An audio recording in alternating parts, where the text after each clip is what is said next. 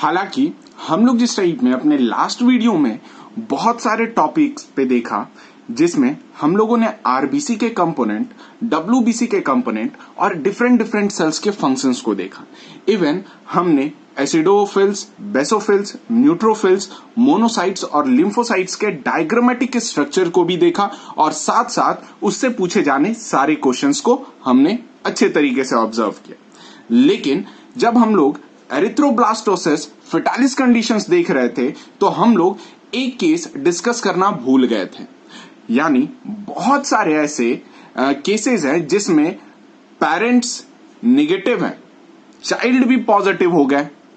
दूसरा कि mother negative है, फादर पॉजिटिव है, चाइल्ड पॉजिटिव है, लेकिन उनमें कोई भी एरिथ्रोब्लास्टोसिस फेटालिस के कंडीशन ऑब्जर्व नहीं होते हैं। अब आप इसका मुझे आंसर बताओगे कि आखिर क्यों ऐसा एरिथ्रोब्लास्टोसिस फेटालिस कंडीशंस कुछ पेरेंट्स में सीन होते हैं जिसमें एंटीबॉडीज का इंजेक्शन नहीं लगता है। सो आज के इस वीडियो से अपन कंटिन्यू करेंगे blood clotting. So good morning students, now we are going to discuss about the blood clotting. The cut or the wound blood flow out, but sometimes it stop automatically.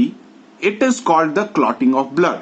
मतलब कि कुछ समय हम लोग अभी किचन में काम करते वक्त हमारे हाथ कट जाते या फिर वाउंड्स में से ब्लड जो फ्लो आउट होना शुरू होते कुछ देर के बाद ऑटोमेटिकली स्टॉप होते हैं।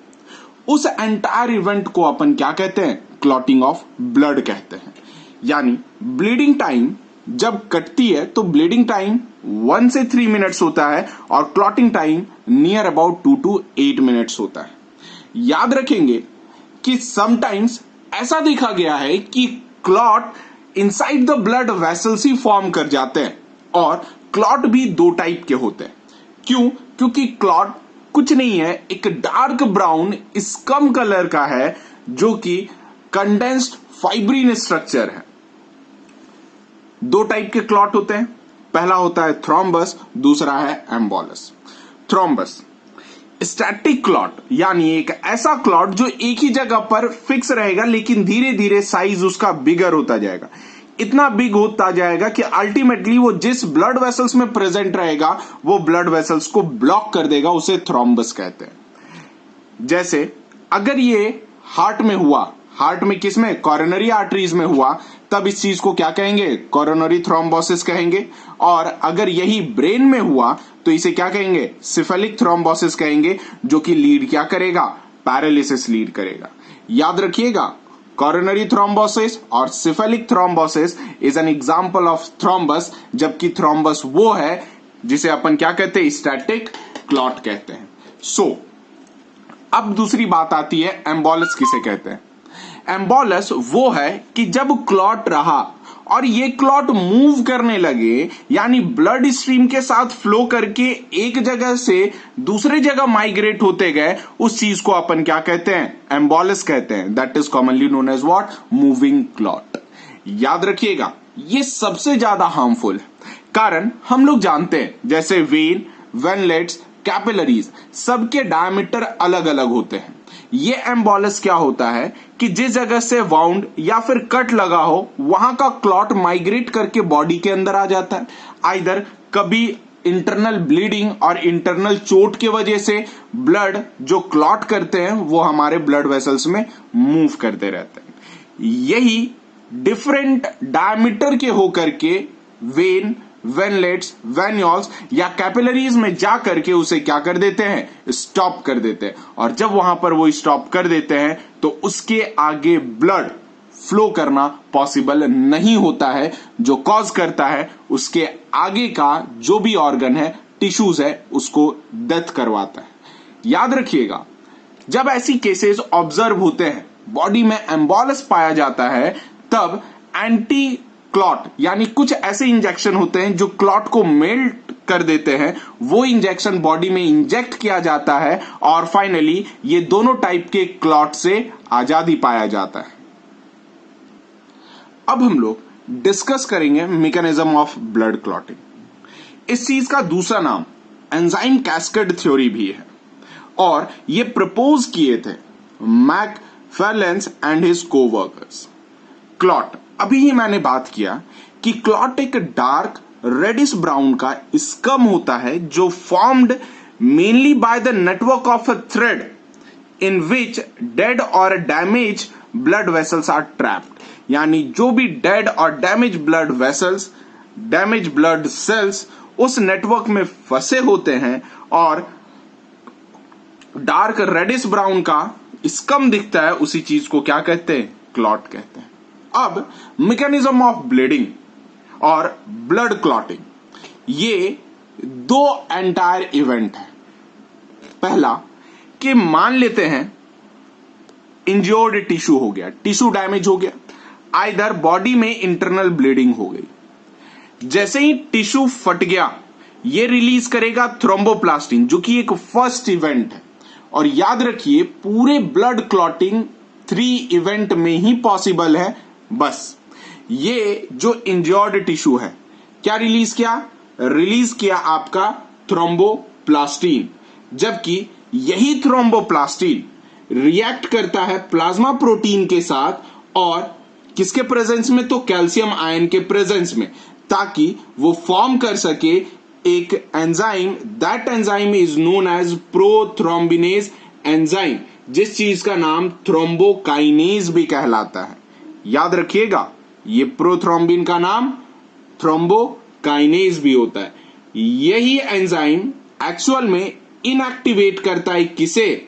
हिपेरिन को, और इसे कंसिडर्ड किया जाता है प्रोथ्रोम्बिनेज को और थ्रोम्बोकाइनेज को, दैट इज एंटी हिपेरिन। क्यों? क्योंकि ये इनएक्टिवेट करता है हिपेरिन को। ये ध्यान रखिएगा, मोस्ट इंपॉर्टेंट फैक्टर है प्रोथ्रोम्बिनेज के रिगार्डिंग। अब इंटरनल ब्लड प्लेटलेट्स जो होते हैं ये डिसइंटीग्रेट करते हैं और क्या करते हैं? रिलीज करते हैं प्लेटलेट फैक्टर्स 3, यानी उस प्लेटलेट फैक्टर जिसका नाम क्या है? Platelet thromboplastin. यही प्लेटलेट थ्रोम्बोप्लास्टिन आगे चल करके प्लाज्मा प्रोटीन प्लस कैल्शियम के साथ मिल करके रिएक्ट करता है और फाइनली क्या बनाता है? प्रोथ्रोम्बिनेज। अब देखते हैं सेकेंड स्टेप। जब प्रोथ्रोम्बिनेज बन गया तब क्या होता है? सेकेंड स्टेप को अपन कंसीडर करते हैं, that is nothing but conversion. ये कन्वर्सन है प्रोथ्रोम्बिन का थ्रोम्बिन में। यानी जैसे ये प्रोथ्रोम्बिन जो कि एक इनएक्टिव प्लाज्मा प्रोटीन है, इस चीज को एक्टिव प्लाज्मा प्रोटीन में कन्वर्ट करने के लिए थ्रोम्बोकाइनेज एंजाइम लगता है, या फिर प्रोथ्रोम्बिनेज कह सकते हैं उसे, वो लगता है। साथ साथ इस जगह पर लेबियल फैक्टर और कैल्शियम आयन एक इंपॉर्टेंट रोल प्ले करता है, जिससे prothrombin inactive plasma protein thrombin active protein में कन्वर्ट हो जाता है।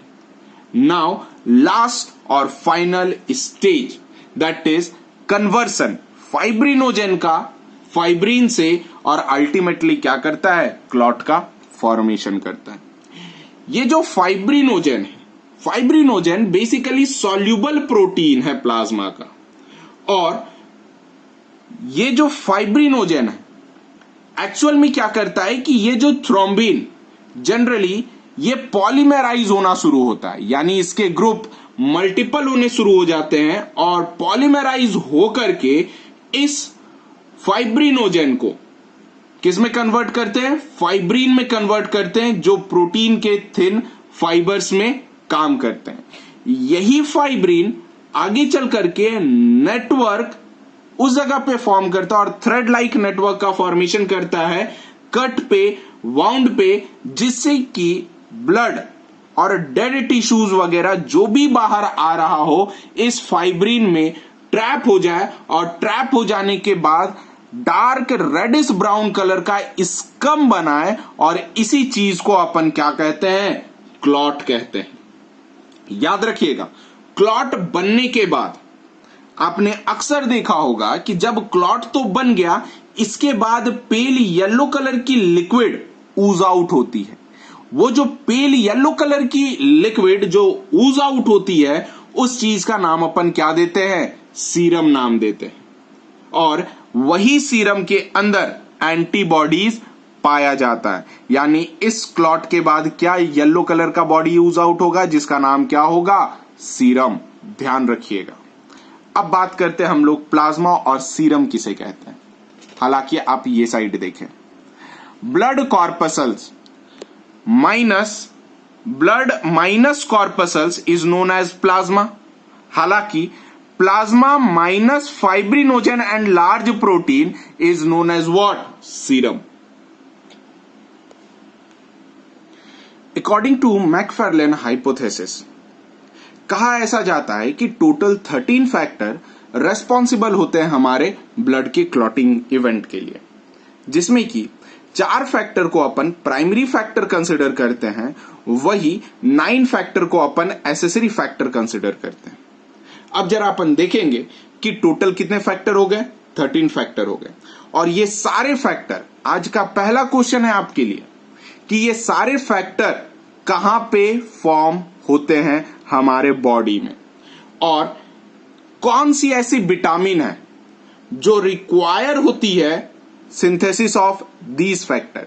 यानी क्वेश्चन पहला रहा, कहां पे बनता है, फॉर्म, पोजीशन, और कौन सा विटामिन हेल्प करता है इस क्लॉटिंग फैक्टर को बनाने में।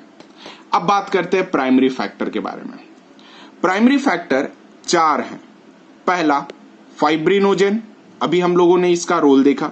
Second factor prothrombin, third factor thromboplastin जिसे थ्रोम्बोकाइनेज भी कहते हैं, और fourth that is calcium ion. Next accessory factor. Accessory factor basically ध्यान रखिएगा, फिफ्थ लेबियल फैक्टर जिसे अपन क्या कह सकते हैं, दूसरा नाम प्रो एक्सेलरीन। ये आप ध्यान रखिएगा, मैंने अभी समझाया भी था लेबियल फैक्टर। नेक्स्ट 6 जो है, ये इसके नाम स्पेसिफाई नहीं है और कह सकते हैं कि इसकी एग्जिस्टेंस भी डाउटफुल है, लेकिन हम लोग मान करके चलते हैं। 7 स्टेबल फैक्टर जिसका नाम प्रो कन्वर्टीन है।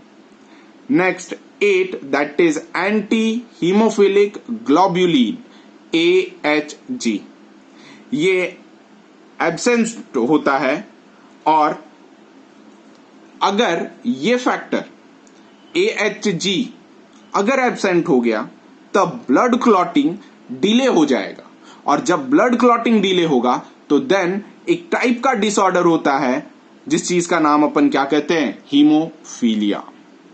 नेक्स्ट 9th फैक्टर जिसका नाम क्या है, प्लाज्मा, थ्रोम्बोप्लास्टिन, कोफैक्टर और PTC।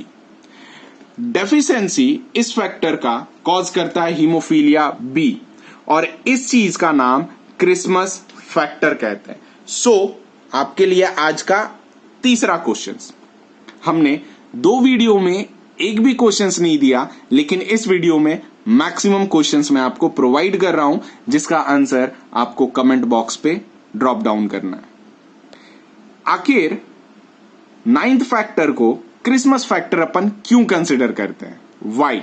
जरा सा रिसर्च करें, बहुत ही इंटरेस्टिंग और बहुत हेल्दी आंसर मिलेगा आपको।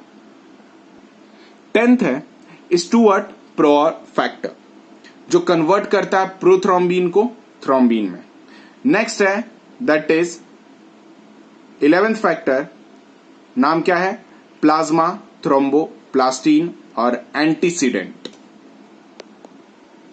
PTA जो कि इनएक्टिव करता है क्रिसमस फैक्टर को, और ये रेयर टाइप के ब्लीडिंग डिजीज है जिसका नाम हीमोफीलिया C होता है। 12th हैगमैन्स फैक्टर और ग्लास फैक्टर, ये इनएक्टिवेट करता है PTA को, प्लाज्मा, थ्रोम्बोप्लास्टिन, एंटीसीडेंट को इनटू एक्टिव फॉर्म पे, यानी इनएक्टिव PTA को एक्टिव फॉर्म में कन्वर्ट किया। और याद रखिएगा डायलेट करता है ब्लड वेसल्स को और इंक्रीज क्या करता है, परमिएबिलिटीज को। नेक्स्ट, फाइब्रिन स्टेबलाइजिंग फैक्टर, ये कॉज करता है पॉलीमराइजेशन ऑफ सॉल्युबल फाइब्रिन, यानी फाइब्रिन का पॉलीमराइजेशन में इंपॉर्टेंट रोल प्ले किया, किसमें, इनटू इनसॉल्युबल फाइब्रिन में, और इनहिबिट करता है क्या, डीपोलराइजेशन। अब ये तो बात रही टोटल 13 फैक्टर्स की, और ये सारे क्लॉटिंग फैक्टर्स थे। अब हम लोग जो डिस्कस करेंगे वो फैक्टर ऑफ ब्लड क्लॉटिंग, जिससे स्लो होता है और जिससे फास्ट होता है।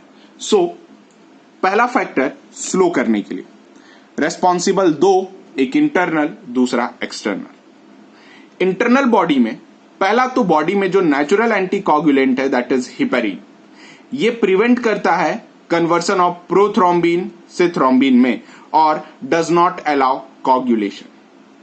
Next, outside the body, outside the body sodium citrate, sodium oxalate, double oxalate, EDTA that is ethylene diamine tetra acetic acid, जो बाइंड कर जाता है कैल्शियम आयन के साथ और क्लॉटिंग को क्या कर देता है, डिले कर देता है, एंड प्रिवेंट करता है conversion of prothrombin into thrombin.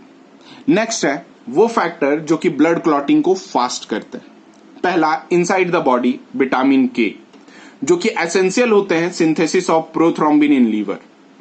Next, outside the body, जिसमें ब्लड ओजिंग आउट होता है फ्रॉम द इंजर्ड पार्ट, और उसे कोगुलेट अपन दो तरीके से करवा सकते हैं। आइदर पहला, बहुत कस के प्रेशरफुल कटे हुए रीजन को कस के पकड़े रहें, और दूसरा कि हाई टेम्परेचर दे। टेम्परेचर बढ़ते के साथ एंजाइम की एक्टिविटी फास्ट हो जाती है। अब हम लोग इस टॉपिक के रिलेटेड कुछ क्वेश्चंस देखेंगे। पहला, कि कौन सा हेमोफीलिया सबसे ज्यादा कॉमन है। मैंने already haemophilia A, B, C के बारे में बताया।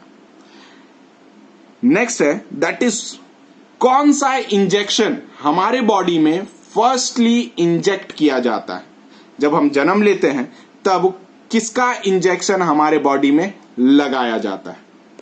अब बात करते हैं हिपेरिन के बारे में, कि हिपेरिन का आपको 3 चीज फाइंड आउट करना है। नेचर, फॉर्म, प्लेस, कहां पे बनता है। नेचर यानी वो प्रोटीन है, अमीनो एसिड है, पॉलीसेकेराइड्स है, ग्लाइकोप्रोटीन है, क्या है हिपेरिन, और ये हिपेरिन कौन प्रोड्यूस करता है। सो आज की वीडियो यहीं तक, मिलते हैं हम अपने नेक्स्ट यूट्यूब लेक्चर में। तब तक का stay safe, stay healthy and thank you for